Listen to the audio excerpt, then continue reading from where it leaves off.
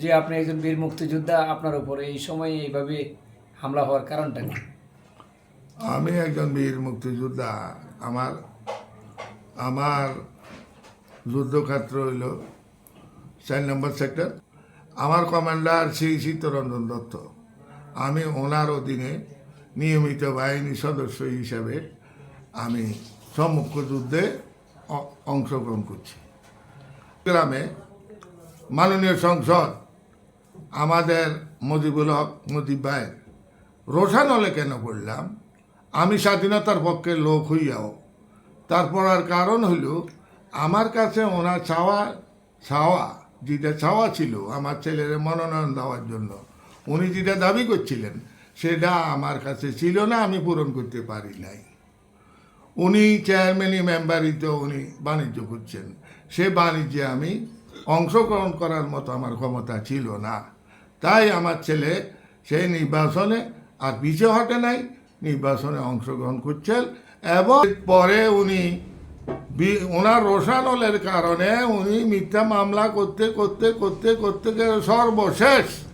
সর্বশেষ উনি আপনার একটা আন্তজেলা বাস ডাকায় আবু বকর সিদ্দিক রানা 19টি মামলা জানা অজানা আসামিকে উনি পেশাদারি খুনি দিয়া উনি হত্যা করাইয়া আমার ছেলে সহ আমাদের 20 জনকে উনি আসামি করে দিলেন। টোটাল মামলা হইল 9টা মামলার মধ্যে 5টি মামলা মিথ্যা প্রমাণ হয়েছে।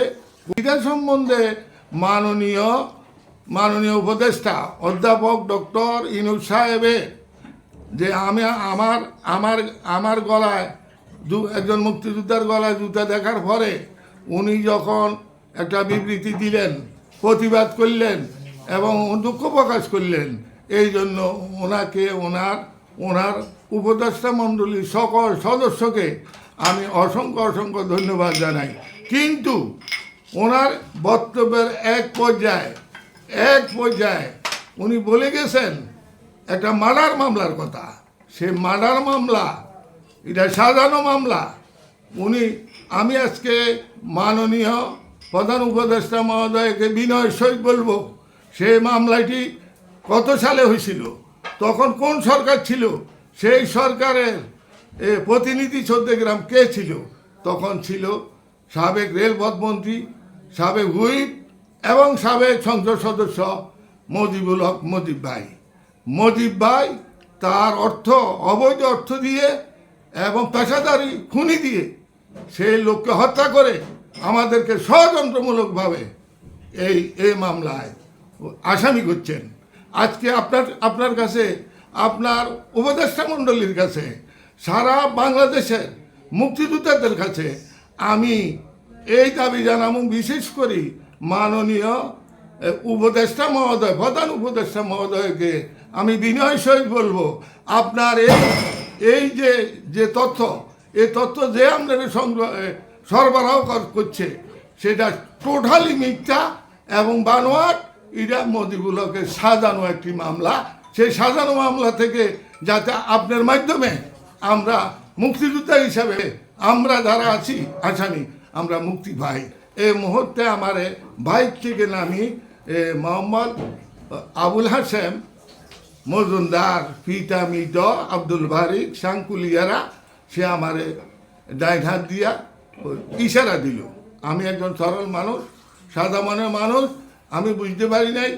আমি চিন্তা করলাম এত বছর পরে ছেলেরে দেখতেছি আমার কেন ডাকে। আমি গেছি আরে সে আমার ঠপ করে আমার কলার চাবি ধরে আমারে তাই না বলতেছে, সালার পুতা ইয়া মুক্তিযোদ্ধারে টুকরা করুন, তুই মুক্তিযোদ্ধা সব ধরে আনতি মুখে দিই। তারপর আমি বললাম আমার গায়ে হাত দিবি না। তখন সে আমারে মাথা বেড়ে একটা ঘুষি দিবার ভরে সে আমারে নিয়ে প্রায় 1.5 কিলো সালারে শোয়া। তখন আমারে লাঠি গুছা দিয়া শোয়াই ফেললো। শোয়াইবার পরে একটা ছুরি বাইর করলো। এরপরে যখন ছুরি বসাইছে তখন কে বা কার একটা টেলিফোন করছে। এই টেলিফোনটা আবুল হাসেম মজুমদারে ধরার পরে বললো যে আচ্ছা ঠিক আছে। পরে এই লোকেরা বললো যে ছুরি উঠা। তখন ও বলতেছে না শালারে 2 খণ্ড করে দেবো, বলে আর উঠা সরি উঠে নিয়ে গেল, আমারে কুকুরের মতো টানি উপরের দিকে উঠাইলো। তখন আমার গলায় জুতার মালা গলায় দিল। আমি আজকে প্রশ্ন করি, আমি বাংলাদেশের স্বাধীনতা সংগ্রামে একজন নিয়মিত বাহিনীর মুক্তিযোদ্ধা হই, যদি আমার গলায় জুতা কালকে সময় কুলিয়ার হাই স্কুল মাঠে আমার শহীদ মিনারের উপরে আমার 1952 সালে যারা রক্ত দিয়ে বাংলা ভাষা প্রতিষ্ঠা করছে, সেই শহীদ মিনারের উপরে একজন মুক্তিযোদ্ধারে জুতা গলায় দিয়া বলছে তোরে জুতা গলা দিয়ে ঘুরাম, তখন আমার প্রশ্ন, আমার গলায় তো জুতা দেয় নাই, জুতা দিছে সারা বাংলাদেশের 2,50,000 50 জন মুক্তিযোদ্ধা ছাড়াও জানা অজানা স্বাধীনতার সপক্ষের সবার গলায় জুতার মালা দিছে বলি আমি বিশ্বাস করি। তাদের কাছে আমরা সব মুক্তিযোদ্ধাদের গলায় আজ কালকের জুতার মালা নিয়ে আমরা করতেছি। এই জুতার মালার বিচার মাননীয় প্রধান উপদেষ্টা সহ সবার কাছে এবং ন্যায় বিচারকদের কাছে সারা বাংলাদেশের চাই, এবং আমার সৃষ্টিকর্তার কাছে এই বিচারটা দিয়া তুই মুক্তিযোদ্ধা বলতে পারবি না, তোর ছেলে আর তোরে যেখানে ভাই খণ্ড বিখণ্ড করে দেবো, এবং তুই আজকে 5টার মধ্যে চলে যেতে হবে। তখন তাদের হাতে দেখলাম একটা 150 টাকার স্টাম্প। তখন 150 টাকার স্টাম্পটা লইয়া বলতেছে তুই তো 5টার মধ্যে তুই বাড়ি থেকে যদি না যাস তাহলে তোরে বাড়ি যাইয়া পেট্রোল এবং কেরাসিন দিয়া তোর বাড়ি জ্বালাই দেবো, তোর দিকে তালা মাইরা ভিতরে তোরা ছাই যাবি। আমার বাড়ি জ্বালাই দিবার কারণ কি? কয় তুই অনবুঝস না, তুই বলস তুই মুক্তিযোদ্ধা, আইলে তো আমি মুক্তিযুদ্ধ করছি, আমি মুক্তিযোদ্ধা বলবো না। হ্যাঁ, ও বলে যে এখন কোন দেশে আসো হিরে জানোস না, এটা জানাই বুঝাই দেব যে আমি যে দেশ সৃষ্টির মূলে আমরা মুক্তিযোদ্ধারা গেছিলাম, যে বাংলাদেশে মুক্ত করলাম, মা বোনের ইজ্জত রক্ষা করলাম, সেই দেশে কি আমি এখনো আছি? না কোনো পাকিস্তানের বর্বর বাহিনী এ পাকিস্তানিদের কোনো দেশে আমি আছি?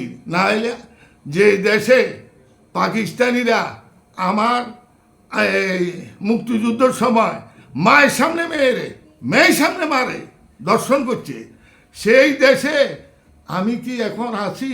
না আমার সৃষ্টি বাংলাদেশে আছি? এই প্রশ্নের উত্তর মাননীয় সাংবাদিক সাহেবদের কাছে আমার